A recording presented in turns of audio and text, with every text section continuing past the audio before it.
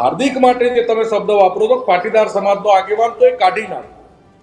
એ ભારતીય જનતા પાર્ટીનો કાર્યકર છે, ધારાસભ્ય છે અને વધારે કંઈક રાજનીતિમાં મેળવવા સંઘર્ષ કરી રહ્યો છે. આખો પાટીદાર સમાજ એક સાથે સ્મશાને જતો રહે તોય હાર્દિક પટેલને કોઈ લેવા દેવા નથી.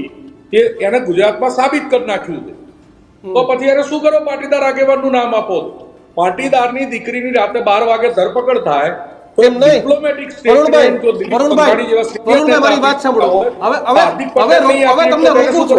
હાર્દિક પટેલ એક જ પટેલ છે.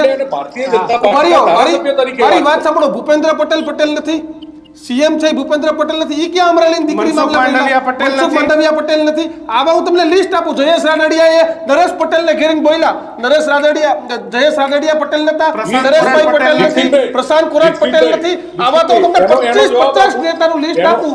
દિલીપ સંઘાણી અને પરસોત્તમ રૂપાલા સિવાય વરુણભાઈ હિંમત કોને કરી? તમે હિંમત નથી કરી. કોને હિંમત કરી? દીક્ષિતભાઈ હું તમને જવાબ આપું કે ભૂપેન્દ્ર પટેલ તરીકે સ્ટેટમેન્ટ આપે કે ના આપે ચાલે. ભારતીય જનતા પાર્ટીમાં પલી પોસી મોટા થયા છે, કમળના ઓછાયા ઉઠણ મોટા થઈ અને પછી ગુજરાતના મુખ્યમંત્રી બન્યા છે.